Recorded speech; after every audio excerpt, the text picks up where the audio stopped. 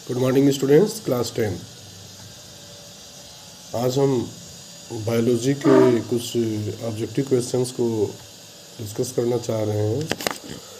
जो इस कंटेंट का फर्स्ट पार्ट है। बोर्ड एग्ज़ाम्स, यूपी बोर्ड के एग्ज़ाम्स का टाइम टेबल क्लियर हो गया है। 18 फरवरी से लेकर के 24 मार्च तक होना है। तो जैसा कि दिसंबर मंथ मिड चल रहा है, तो अभी भी टाइम है। हमारा कोशिश है कि जो क्वेश्चंस बोर्ड एग्ज़ाम में पूछे जाते हैं उसको डिस्कस करते हुए हम आगे बढ़ेंगे। थोड़ा सा हम इंट्रोडक्शन एग्ज़ाम्स के मार्किंग के बारे में देना चाहते हैं। High school UP board exams जो है, इसमें 6 पेपर्स होते हैं। डिस्ट्रीब्यूशन ऑफ मार्क्स जो होता है 30 नंबर प्रोजेक्ट में होता है। हर सब्जेक्ट में 6 सब्जेक्ट में, जैसे कि science, social science, Hindi, English, drawing main ये सब्जेक्ट है। और भी जो विषय हैं, तो 30 नंबर का जो प्रोजेक्ट का नंबर है वह मंथली एग्ज़ाम्स और प्रोजेक्ट से इंटरनल मार्किंग पे दिया जाता है। और 20 नंबर के जो क्वेश्चन, 20 मार्क्स के क्वेश्चन जो आते हैं वो जो है एग्ज़ाम्स के दौरान objective multiple type of question आते हैं, जिसमें एक क्वेश्चन के 4 ऑप्शन होते हैं। उसमें से 3 ऑप्शन गलत होते हैं और एक जो सबसे करेक्ट होता है उसको चूज़ करना होता है। OMR शीट जो होती है उसमें पेपर कोड का बना रहता है, उसको फिल करना रहता है। अनुक्रमांक, रोल नंबर्स फिल करने रहते हैं। और एक क्वेश्चन के जो ऑप्शन होते हैं वो गोला सर्किल को डार्क करना होता है। और एक क्वेश्चन 1 मार्क का होता है। तो यह नंबर स्कोर करने में इसका बहुत ही अहम रोल होता है, मेन रोल प्ले करता है। हमारा एम है, हमारा गोल है कि हमारा स्टूडेंट साइंस सब्जेक्ट में 100 मार्क्स पाए। तो कहा गया है कि स्टूडेंट लाइफ में जो है थोड़ा सा सेल्फ डिसिप्लिन स्टूडेंट्स के लिए आवश्यक है। इसमें कहा गया स्टूडेंट के लिए छड़ छड़ करके विद्या और धनार्थी को कड़ कर करके धन इकट्ठा करना चाहिए। तो इसमें बायो का पार्ट जो है फर्स्ट पार्ट में स्टार्ट करना चाह रहे हैं, जिसमें कि बायोलॉजी में जो चैप्टर है जैव प्रक्रम, जिसे लाइफ प्रोसेसेस कहते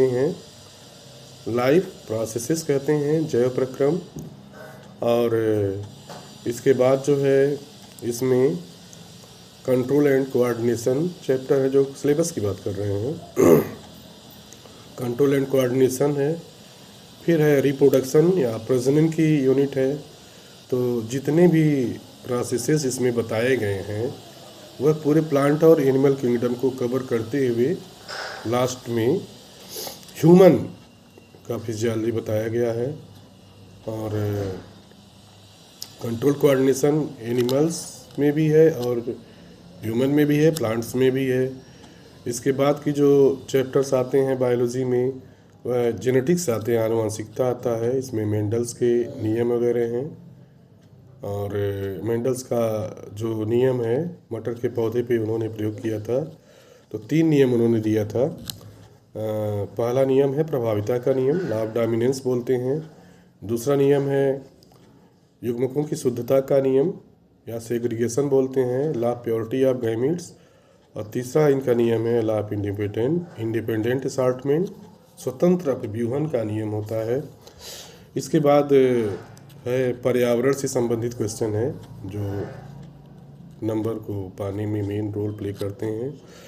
तो 20 नंबर के जो क्वेश्चन होते हैं वह बहुविकल्पी टाइप के क्वेश्चन होते हैं, जो कि मार्क स्कोर करने में विशेष भूमिका निभाते हैं। यदि कोई स्टूडेंट चाहता है कि हमारा किसी सब्जेक्ट में 100% नंबर आ जाए, तो प्रोजेक्ट और इंटरनल नंबर कॉलेज पूरा देता है, कोशिश करता है कि किसी स्टूडेंट का नुकसान न होने पाए। और रिटन एग्जामिनेशन स्टूडेंट के प्रिपरेशन पर निर्भर करता है। तो हमारी कोशिश है कि जितने भी बोर्ड के क्वेश्चंस हैं स्टूडेंट के लिए बेनिफिशियल हों, और हम छोटे छोटे पार्ट में वीडियो बनाते हैं और कोशिश करते हैं कि बच्चों का इसमें हेल्प होता रहे। यूट्यूब पे उसको हम डालते हैं। तो लाइव प्रोसेस से हम क्वेश्चन लेना चाह रहे हैं। बहुविकल्पी टाइप के आज क्वेश्चन हम लेंगे जो बोर्ड के लिए इम्पॉर्टेंट हैं। तो पहला इसमें क्वेश्चन हम ले रहे हैं जो इम्पॉर्टेंट है, अधिकतर पेड़ पौधे होते हैं। क्योंकि यह कंटेंट हम हिंदी मीडियम के बच्चों के लिए बना रहे हैं, इंग्लिश मीडियम के बच्चों को भी हेल्प करेगा। दोनों हम वर्जन में एक्सप्लेन करेंगे क्वेश्चन को। इसमें दिया है मोस्ट प्लांट्स आर जनरली, दिया है पहला स्वपोषी, दूसरा ऑप्शन है परपोषी, तीसरा ऑप्शन है विषमपोषी और चौथा है ये सभी। प्लांट्स के बारे में न्यूट्रिशन से रिलेटेड एक क्वेश्चन है। इसमें पूछा जा रहा है कि ज़्यादातर पेड़ पौधे होते हैं स्वपोषी मीन्स ऑटोट्रॉफ, परपोषी मीन्स हेटेरोट्रॉफ, परपोषी मीन्स पैरासाइट, विषमपोषी हेटेरोट्रॉफ, और दे रहा है ये सभी। इसमें से एक ऑप्शन आपको सेलेक्ट करना है। इसमें क्या आंसर हो सकता है स्टूडेंट्स? तो जितने भी पेड़ पौधे होते हैं वह जनरली ग्रीन प्लांट होते हैं। ग्रीन प्लांट जो होते हैं वो फोटोसिंथेटिक होते हैं। स्वपोषी पहला विकल्प इसमें हम लगाएंगे। परपोषी जो होते हैं वे दूसरे जंतुओं के ऊपर निर्भर होते हैं, और इसमें दो कंपोनेंट होते हैं, एक होस्ट और जिस पे जो भोजन देता है, और दूसरा जो उस पर निर्भर रहता है। विषमपोषी जितने होते हैं वो दूसरे जीव जंतुओं पे भोजन प्राप्त करते हैं। तो क्वेश्चन फिर से हम रिपीट कर रहे हैं, अधिकतर पेड़ पौधे स्वपोषी होते हैं जो प्रकाश संश्लेषण के द्वारा अपना भोजन निर्माण करते हैं। प्रकाश संश्लेषण एक ऐसी प्रक्रिया है जिसमें हरे पौधे 4 कंपोनेंट की आवश्यकता इसमें होती है। सूर्य के प्रकाश की उपस्थिति में अपना भोजन, वायुमंडलीय कार्बन डाइऑक्साइड और जल जो है मृदा के द्वारा रूट हेयर्स मूल रोम के द्वारा लेते हैं, और क्लोरोफिल जो है पाया जाता है ग्रीन पार्ट्स प्लांट्स, जो कि सनलाइट के लिए एंटीना का काम करता है, कैचिंग का काम करता है। तो अधिकतर पेड़ पौधे जो होते हैं स्वपोषी होते हैं, फोटोसिंथेसिस के द्वारा अपना भोजन बनाते हैं। ठीक है, तो एक क्वेश्चन हो गया। क्वेश्चन नंबर 2 है, लार में कौन सा एंजाइम पाया जाता है? लार को इंग्लिश में सलाइवा कहते हैं। लार में कौन सा एंजाइम पाया जाता है? तो पहला ऑप्शन है लार एमाइलेज, सेलेवरी एमाइलेज, दूसरा है पेप्सिन, तीसरा है श्लेष्मा, और लास्ट में है ये सभी। इसमें इसका उत्तर क्या होगा? लार में जो एंजाइम पाया जाता है लार एमाइलेज या सेलेवरी एमाइलेज। मनुष्य में 3 जोड़ी सेलेवरी ग्लैंड्स पाई जाती हैं जो कि पाचन में, आंशिक पाचन में मदद करती है, कार्बोहाइड्रेट के पाचन में, जो कि ग्लूकोज का निर्माण करता है। ठीक है, फिर कह रहे हैं क्वेश्चन नंबर 3 है, रेनिन का स्राव कहाँ से होता है?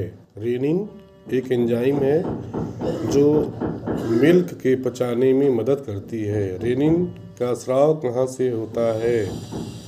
पहला है क्षुद्रांत, दूसरा है वृक्क ऑप्शन दे रहा है, तीसरा है यकृत और चौथा है आमाशय। क्वेश्चन है रेनिन इज सीक्रेटेड फ्रॉम क्षुद्रांत, छोटी आंत स्मॉल इंटेस्टाइन, यकृत को लीवर बोलेंगे, वृक्क किडनी बोलेंगे और आमाशय स्टोमक बोलेंगे। तो रेनिन जो एंजाइम होता है वह मिल्क के पचाने में मदद करता है और यह जो है आमाशय में इसका सिक्रीशन होता है, आमाशय में इसका सिक्रीशन होता है। अगला क्वेश्चन है मनुष्य में फोलिक एसिड की कमी से कौन सा रोग होता है? मनुष्य में फोलिक एसिड की कमी से कौन सा रोग होता है? पहला दिया है प्लेग्रा, एनीमिया, बेरी और डर्मेटाइटिस। प्लेग्रा, एनीमिया, बेरी और डर्मेटाइटिस। यूपी बोर्ड में पूछा गया है, बोर्ड एग्जाम्स में क्वेश्चन आया हुआ है। तो फोलिक एसिड की कमी से एनीमिया होता है। क्या होता है? एनीमिया होता है। डर्मेटाइटिस स्किन डिजीज़ है जो फंगस के द्वारा होता है। और बेरी भी विटामिन इसकी कमी से होता है। फिर क्वेश्चन है, आहारनाल के पेशीय संकुचन को कहते हैं। आहारनाल के पेशीय संकुचन को कहते हैं। पेशी संकुचन मतलब भोजन आहारनाल में फूड पाइप के द्वारा जाता है तो एक विशेष प्रकार की मूवमेंट होती, गति होती है, जिसे पेरिस्टाल्टिक मूवमेंट कहते हैं या क्रमांकुचन गति कहते हैं। तो क्वेश्चन का आंसर इसमें दे रहा है विकल्प अवशोषण, एब्जॉर्प्शन, पाचन, डाइजेशन, और थर्ड दे रहा है क्रमांकुचन और परिसंचरण। तो इसमें पहले ऑब्जेक्टिव क्वेश्चन सॉल्व करने का तरीका है कि एक तो क्लियर हो कि इसका आंसर यही होगा, तब तो डायरेक्ट आप लगा सकते हैं।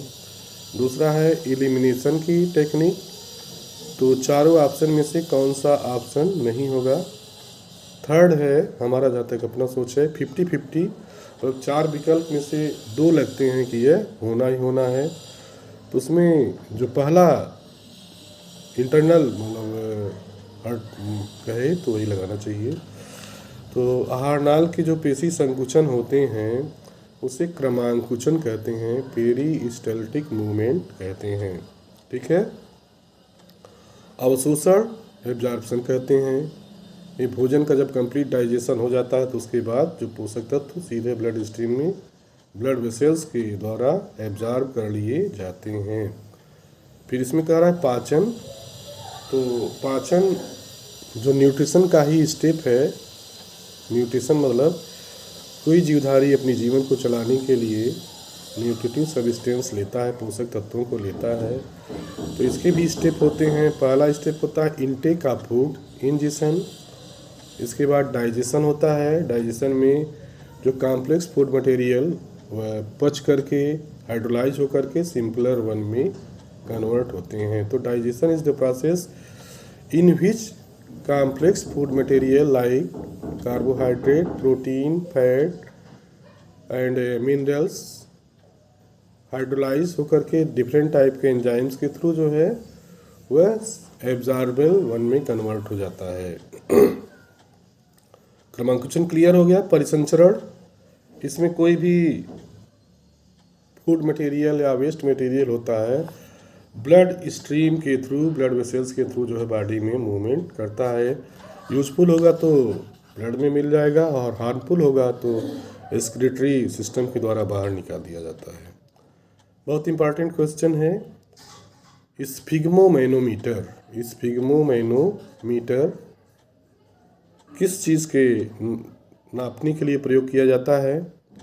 स्फिग्मोमैनोमीटर जैसे होता है ना कि सुनने में आता है कि ब्लड प्रेशर किसी का बढ़ गया है तो डॉक्टर के यहाँ ट्रीटमेंट के लिए जाते हैं, तो एक हाथ में लपेटते हैं, पट्टे जैसा होता है, तो उसको स्फिग्मोमैनोमीटर कहते हैं। स्फिग्मोमैनोमीटर से ब्लड प्रेशर नापा जाता है। ब्लड प्रेशर तो सबको होता है। इसमें शरीर का कंडीशन जो होता है न मिनिमम पे चलता है न मैक्सिमम पे चलता है, ये ऑप्टिमम पे चलता है। तो हमारे शरीर का या मनुष्य के शरीर का, एडल्ट मनुष्य के शरीर का ब्लड प्रेशर 180/120 होता है। 80 जो होता है mmHg डायस्टोलिक प्रेशर होता है, 120 सिस्टोलिक प्रेशर होता है। तो स्फिग्मोमैनोमीटर से जो है ब्लड प्रेशर नापा जाता है। दिया है विकल्प रुधिर दाब, नब्ज, हृदय स्पंदन की दर, इनमें से कोई नहीं। तो इसमें जो है ब्लड प्रेशर नापते हैं।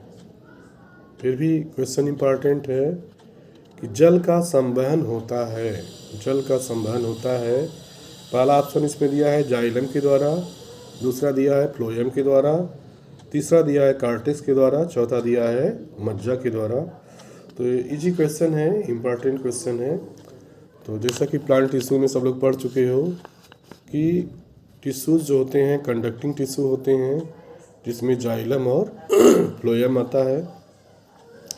जाइलम जो है वाटर एंड मिनरल्स को, खनिज और लवण को जड़ के द्वारा खींच करके ज़मीन से कैपिलरी वाटर होता है, कैपिलरी सिद्धांत के थ्रू पहुंचाता है पत्तियों तक। तो क्लियर हो गया। फिर कहते हैं कि लसिका लिम्फ बोलते हैं, यह रुधिर से किस प्रकार भिन्न है। लसिका रुधिर से किस प्रकार भिन्न है। फिर कह रहा है कि इसमें आरबीसी का अभाव, डब्ल्यूबीसी का अभाव, अधिक आरबीसी और कम डब्ल्यूबीसी, ये सभी।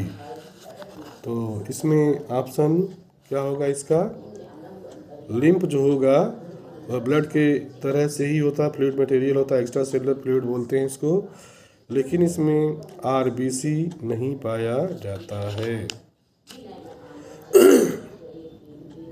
आगे क्वेश्चन है, एमाइलेज एंजाइम काम करता है किस फूड मटेरियल पे।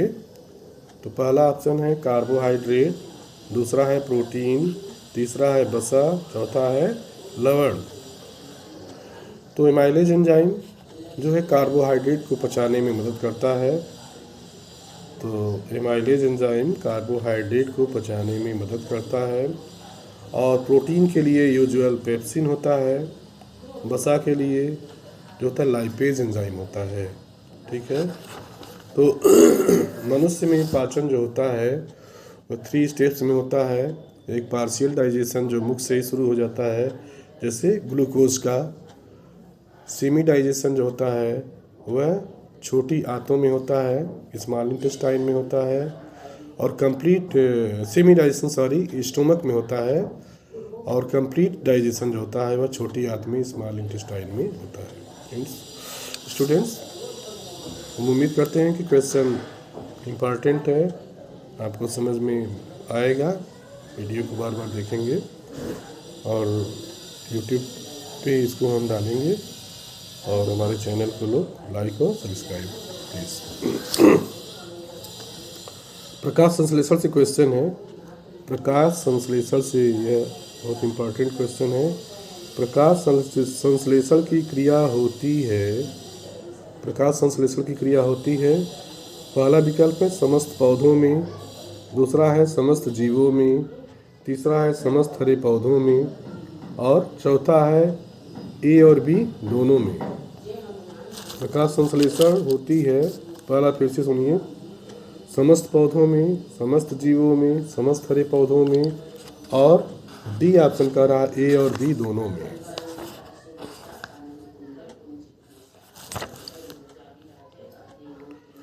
तो जितने भी ग्रीन प्लांट होते हैं उसमें प्रकाश संश्लेषण की क्रिया पाई जाती है। स्टूडेंट्स, ये बायोलॉजी का पहला चैप्टर है, लाइफ प्रोसेस, जीवन की प्रक्रियाएं। जीवन की प्रक्रियाएं में जैसे माना जाता है कि किसी भी जीव का निर्माण छोटी छोटी कोशिकाओं से होता है। Cell is fundamental unit of life. कोशिका जीवन का भौतिक आधार है। इसको कह सकते हैं structural and functional unit of life. जिस तरह से कोई भी मकान बनता है उसकी सबसे छोटी यूनिट क्या होती है, ईंट होती है। बिना ईंट के हम मकान की कल्पना नहीं कर सकते हैं, और छोटे छोटे ईंटों को जोड़ करके बहुत बड़ी बिल्डिंग का निर्माण किया जाता है। उसी तरह से ओरिजिन ऑफ लाइफ में, जीवन की उत्पत्ति में, कोशिका से ही जीवन की उत्पत्ति स्टार्ट हुआ।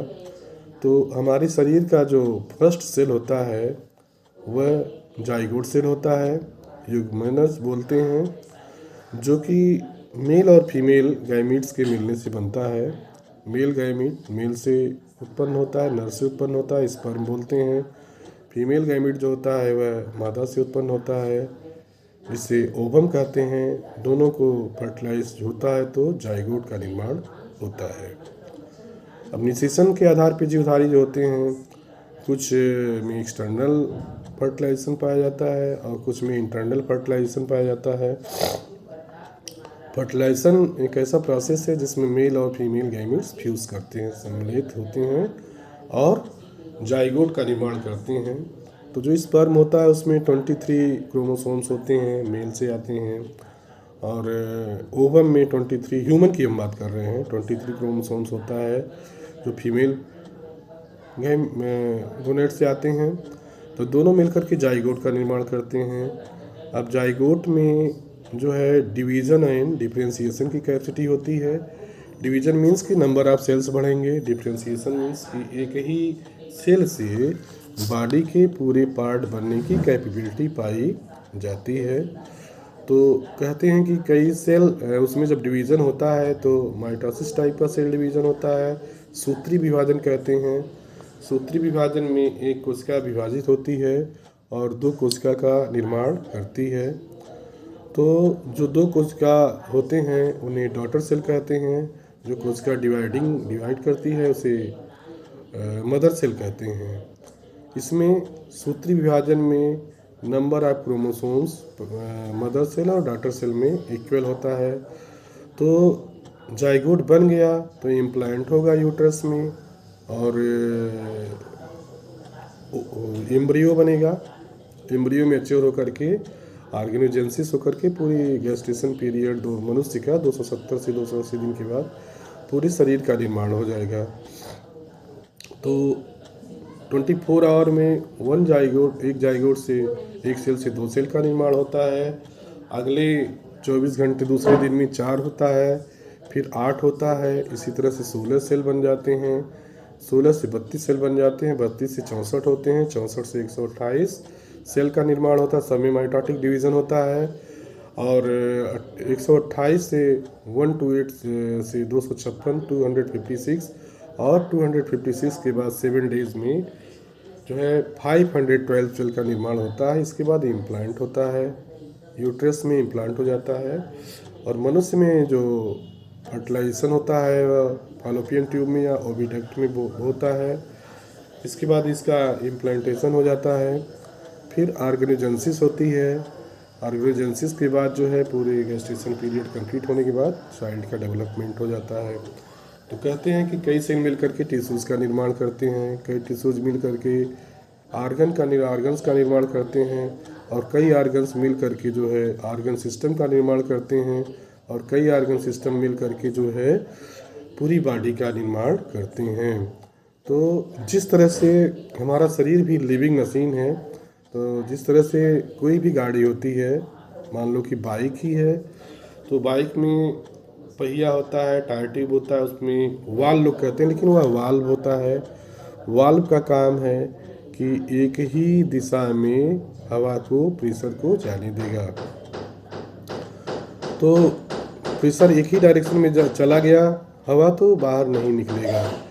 तो जिस तरह से यदि बाइक या साइकिल या किसी गाड़ी का वाल्व खराब हो जाए तो गाड़ी नहीं चल पाएगी, उसी तरह से हमारे शरीर में जितने भी सेल और टिश्यूज और ऑर्गन सिस्टम होते हैं सब मिल करके कोऑर्डिनेट करते हैं और पूरा शरीर तभी स्वस्थ रहता है। तो जैव प्रक्रम एक ऐसा चैप्टर है जिसमें जितने भी हमारे बॉडी के सिस्टम हैं उसके बारे में बताया गया है। यहाँ तक कि लिविंग वर्ल्ड की बात पूरा किया गया है। माइक्रो ऑर्गेनिज्म से लेकर के जो बड़े प्लांट्स या एनिमल्स होते हैं सबके बारे में बताया गया है। तो हमारा एक प्रयास है कि